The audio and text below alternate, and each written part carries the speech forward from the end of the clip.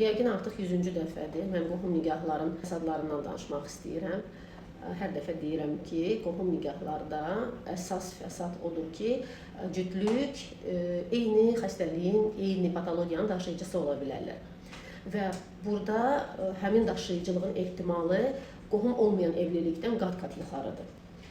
Bizim növbəti bir pasiyentlərimiz gəlib, uzun illərdir susuzluqdur, çox saylı düşüklər yaşayıblar, araşdırıblar, bütün ginekoloqları gəziblər, səbəblərini tapa bilməyiblər və bizdə genetik analiz verəndən sonra bunun səbəbi tapıldı və indi mən bunu sizə təfərrüatı ilə danışacağım. Çox maraqlı bir cavabdır, çünki baxsanız burada 46 xromosomdur, 18-ci xromosomumuz yoxdur. Metafazanı mən aydın göründüyünə görə istifadə edirəm sizə göstərmək üçün. Əslində normal 46 xromosomu var, başqa hüceyrələrdə hər şey normaldır.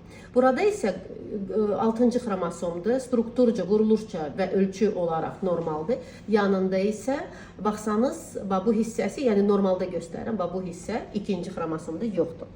Həmin hissə qopub və gəlib oturub 11-ci xromosomun üzərinə, bu hissəyə oturub, bura qədər 11-ci xromosom özüdür.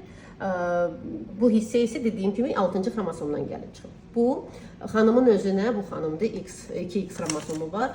Xanımın özünə heç bir fəsad yetirmir, sağlam, normal xanımdır. Lakin növbəti nəsilə həmin uğursuz hamiləlikləri yaşadır ona. İş orasındadır ki, bu xanımın yoldaşında da və burada da eyni, baxsanız, normal 6-cı xromosom, qısa 6-cı xromosom və bu hissəsi qopub gəlib oturub 11-ci xromosomun üstünə. Həmin bu cütlük, həmin bəy və həmin xanım qohum olduqlarına görə böyük ehtimalla ki, hansısa nənədən və ya da ki, babadan götürüblər bu translokasiyanı. Maraqlı bir keysdir, çox nadir görülən bir keysdir ki, eyni ailədə eyni translokasiyanın görünməsi, qohum evlilik olmasa milyardda birə gəlib çıxa bilər həmin ehtimal, amma qohum evliliyi olduğuna görə ehtimal qat-qat artır. Və bu cütlüyün, ona da qeyd etmək istəyirəm ki, bu cütlüyün sağlam övladı ola bilər, ehtimal var, ehtimalı təxmini 10-12%dir hər bir hamiləlikdə.